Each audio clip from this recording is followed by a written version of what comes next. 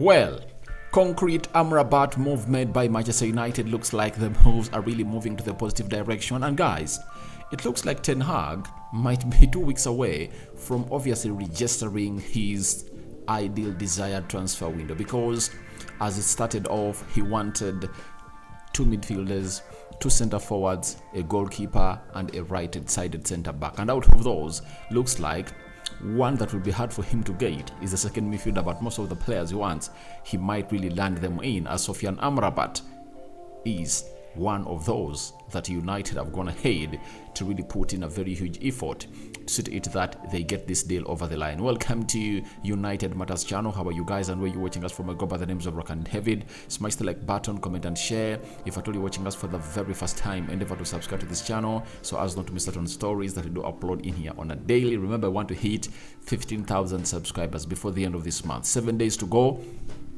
Let's keep the pace. Let's keep the energy so to it that we get there as soon as possible. Now, we are talking Jadon Sancho, Eric Ten Hag having a very huge plan of really playing him as a false number 9. And I'm going to let you the reason I'm going to give you the reason as to why Ten Hag is obviously planning to do that. And lastly, Amad Diallo injury boost. Most of us thought that that ankle injury was really going to be so serious to keep him out of the other preseason games, that it looks like there is a green light and there is an injury boost into his injury. So, where should we start from? Right? Let's start it off with Sofyan Amrabat. We are having a journalist known as La Zioni from Italy. He's telling us that Manchester United are making concrete moves to sign Sofyan Amrabat. Fiorentina want 28 million euros to 30 million euros. That is it. United's offer will presumably be around 25 million euros, including add-ons.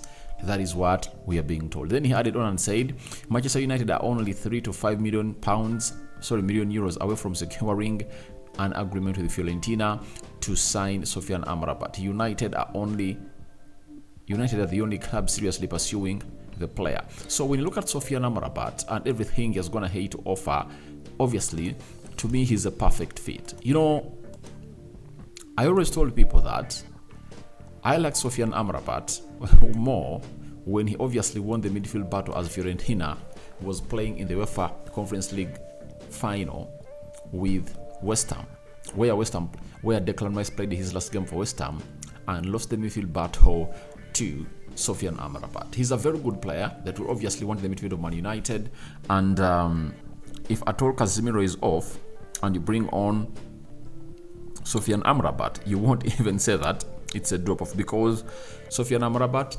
is obviously press resistant. He has the energy. He's tailor-made for the Premier League because of his physicality, and his talent is really better than the players we've been having at Man United playing to that position. Trust me, he's better than Scott McTominay, he's better than Fred, and I believe if Sofyan Amrabat is signed by Man United, that will pave way for Scott McTominay to leave the club of Manchester United, as Fred is one of those that the arrival of Mason Mount has gone ahead to obviously kick out of the pecking order of Manchester United. So to me, Sofyan Amrabat, if we are getting him for 30 million euros, if I tell him to convert here, euros to pounds, and you put here 30, that is close to 26 million pounds. Now, if at all you ever get Sofyan Amrabat for 26 million pounds, that is an absolute bargain. Even if it's we are to sell Scott McTominay, an academy graduate, you sell him 25 million pounds and you get in Sofyan Amrabat, that will be a very huge improvement. You know, Rome wasn't built in one day, and I believe that an Aguero is not going to obviously take us to imminent success. But if he gets in more 5 players this season, that will show to it that will take us to the next level, because having added on 5 last season permanently, I'm talking about permanent moves, he took us from 58 points to 75.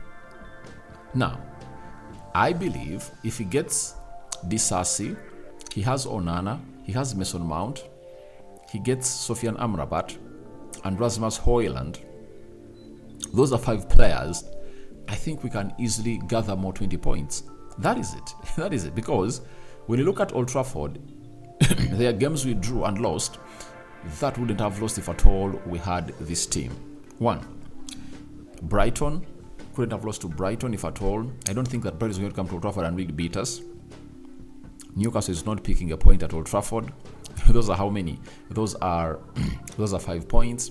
Leeds is not getting a draw at Old Trafford. Those are 7. And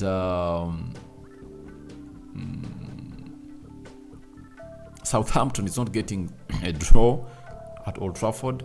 Those are 9 points, meaning that you add those 9 to the 75 that we collected, that is 84 points. Now, that means you'll be left with just 10 points to go into what we call the title conversation. And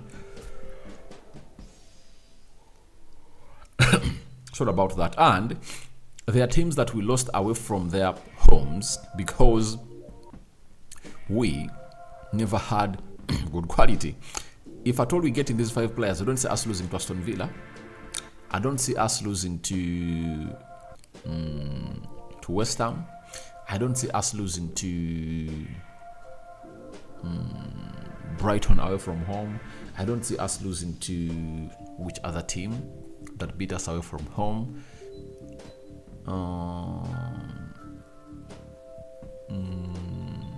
Which other team beat us away from home?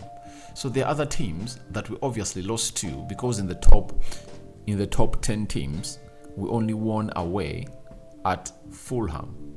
That is it. But we lost to Newcastle, we lost to Brighton, we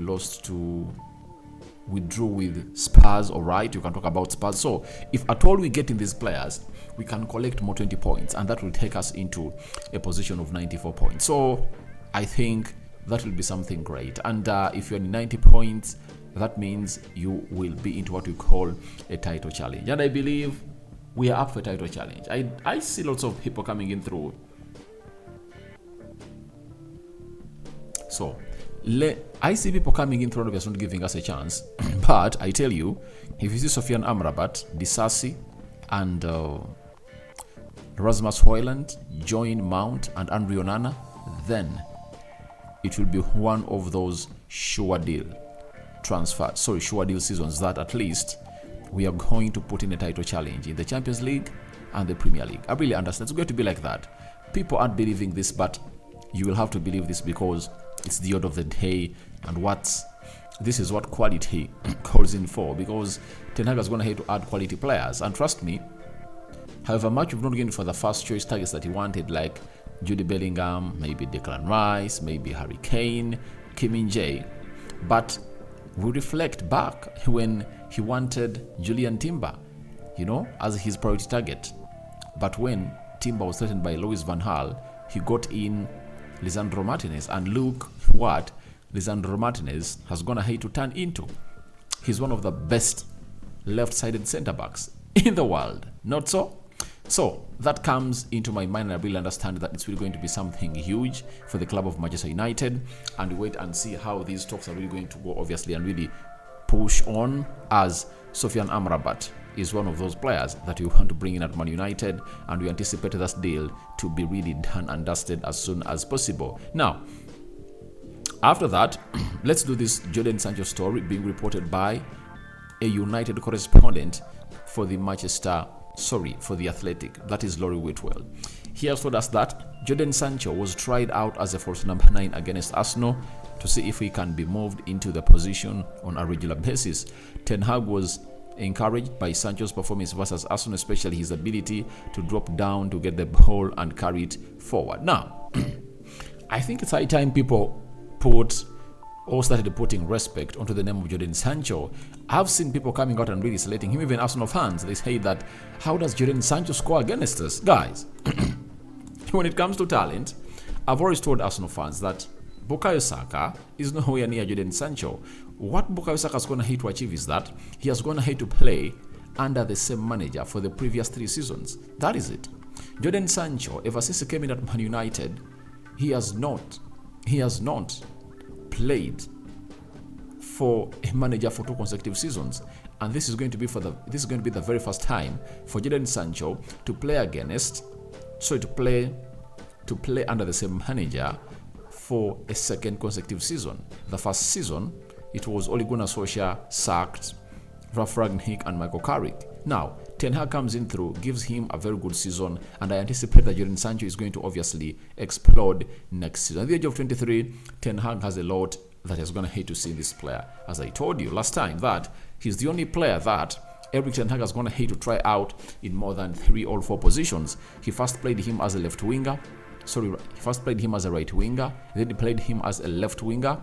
Then he played him as a central attacking midfielder. And then he's trying him as a false number 9. And I believe the reason behind Erik Ten Hag playing Jadon Sancho as a false number 9 is all about having 3 players that can obviously come in through and compete for the centre forward position of Manchester United, because he obviously knows that's going to sign one centre forward, that is Rasmus Højlund.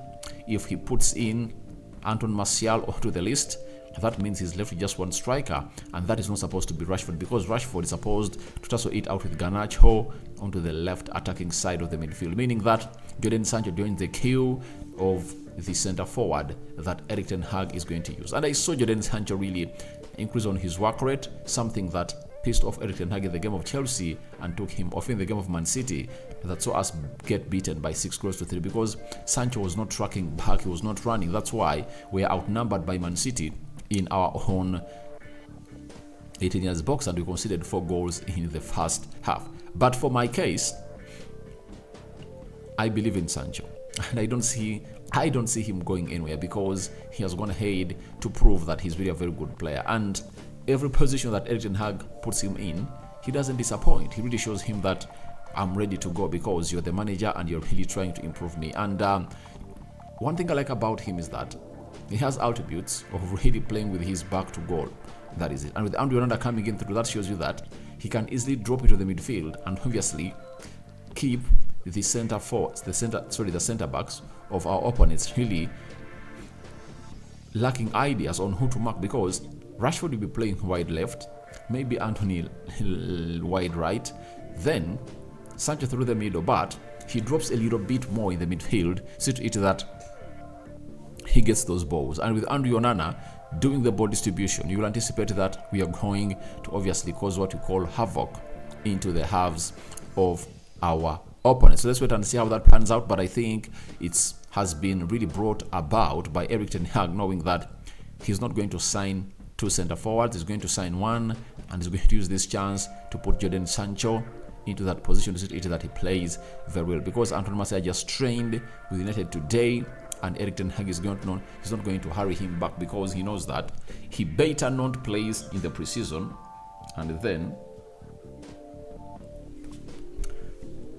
he better plays not in the preseason and then starts the season and really gets running, because that's where we need him best. Because even if he comes in through and fires 100 goals in the preseason, that doesn't help us as Manchester United. It doesn't. That is it. So I think he's going to really take more 2 weeks before he's really ushered into the preseason games, and he might only play 1 game. To me, it might be against either Rennes or Atletico Bilbao. I don't see him playing the game of Wrexham. I don't see him playing against Real Madrid. I don't see him playing against Borussia Dortmund. Maybe he will, but I don't see that happening here onto the United Matters channel as far as this guy is really concerned. Now, let's sum it up with Amad Diallo, his injury boost. He went ahead on his Instagram and put up the following post that I feared the worst, alhamdulillah, nothing serious, back soon. So, looks like a man who walked out on stitches as United played Arsenal and beat them by 2-0 after the game is now ready to get back and obviously play the game of football. I was so much worried about the player that this is a sign of being unlucky, especially when you're going to hate to really play the first 2 games very well against Leeds, against Lyon, and against Arsenal. I think he obviously isolated very many people, all players of Arsenal in the final third, every time he obviously got the ball, but he was really tackled, and that tackle resulted into his right ankle getting a very a very, very, very painful knock. But it looks like it's not all that huge as we anticipated, but he's set to return back very, very soon. So we can't wait to see him return, as we need him to prove Erik ten Hag. But I all know that Erik ten Hag does not really consider most of what people put up in the matches.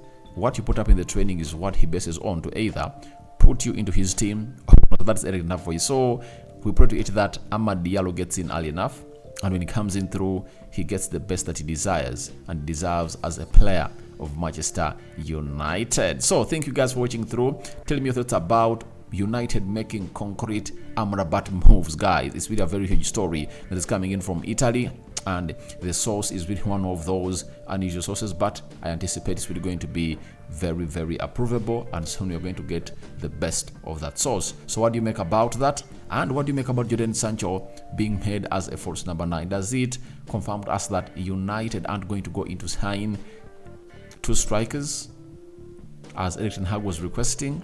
And lastly, Amad Diallo saying that he's really coming early than we expected him to last for long because of the way he left the field on clutches. I cover you all in the precious blood of Jesus Christ. May the living true God bless you abundantly. Rokan David remains my name. I cover you all in the precious blood of Jesus Christ. My Muslim viewers and subscribers, may Allah bless you abundantly, and Barak Laufikum. Ciao, ciao.